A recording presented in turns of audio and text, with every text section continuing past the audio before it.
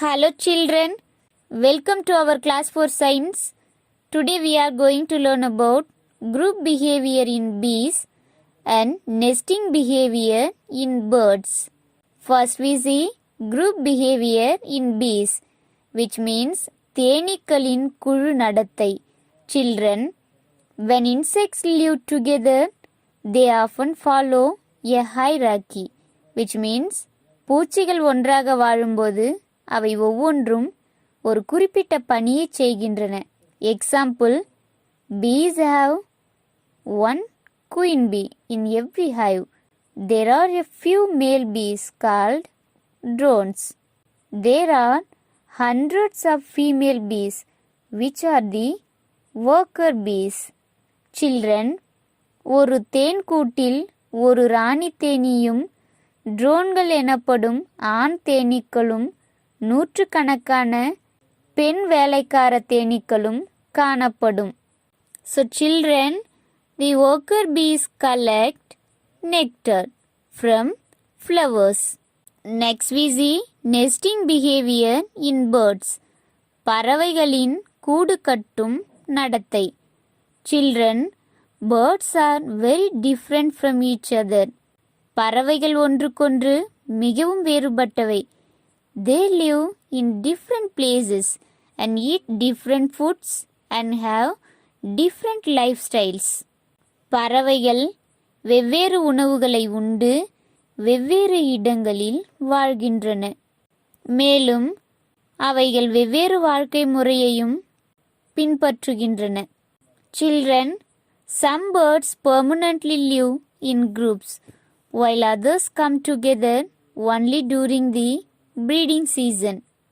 Children, சில பறவைகள் நிரந்தரமாக குழுக்களாக வாழ்கின்றன.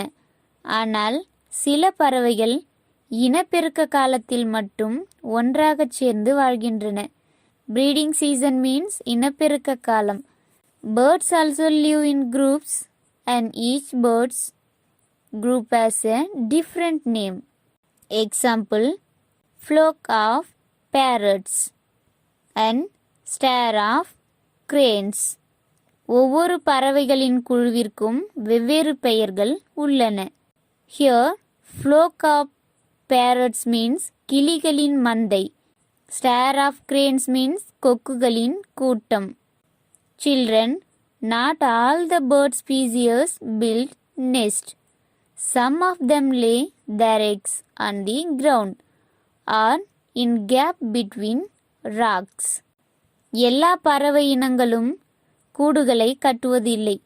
அவைகளுள் சில தங்கள் முட்டைகளை தரையில் அல்லது பாறைகளுக்கு இடைவெளியில் இடுகின்றன. Most of the birds build their own nest carefully like engineers. They build nest for their young ones. பெரும்பாலான பறவைகள் பொறியாளர்களைப் போல கவனமாக தாமும் தம் இளம் பறவைகளும் பாதுகாப்பாக வாழ்வதற்கு கூடுகளை கட்டுகின்றன. Children, some weave leaves, some use twigs, some build with thorns, then pad it with soft materials, which means சில பறவைகள் முட்களால் கூடுகளை கட்டி பின் அதன் மீது மென்மையான பொருள்களை கொண்டு தன் கூட்டினை அமைக்கின்றன. பட் சில பறவைகள் இலை மற்றும் மரக்குச்சிகளை கொண்டு கூடுகளை கட்டுகின்றன. Children, observe this. This is social weavers. Social weavers do not build individual nest.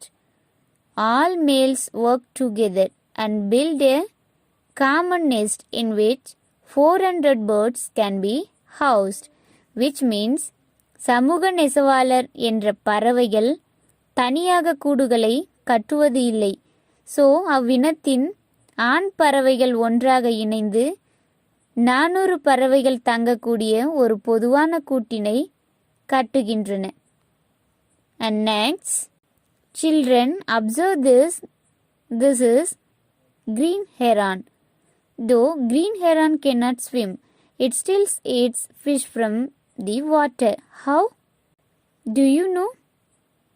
Children, இந்த பச்சை ஹெரான் என்ற பறவையால் நீந்த முடியாது என்றாலும் அது தண்ணீரில் இருக்கும் மீனை பிடிக்கிறது. It drops colorful leaves and fruits into the water. When the fishes pop out to investigate, the heron catches them. அதாவது இந்த பச்சை ஹெரான் என்ற பறவைகள் வண்ணமயமான இலைகள் மற்றும் பழங்களை தண்ணீரில் போடும்போது என்னவென்று பார்க்க மீன்கள் வெளியே வரும்போது இந்த பறவைகள் தன் அலகால் அவற்றை பிடித்து உண்கிறது. So children, this is the speciality of green heron. Okay children, in our next video we will see group behavior in elephants. Thank you children.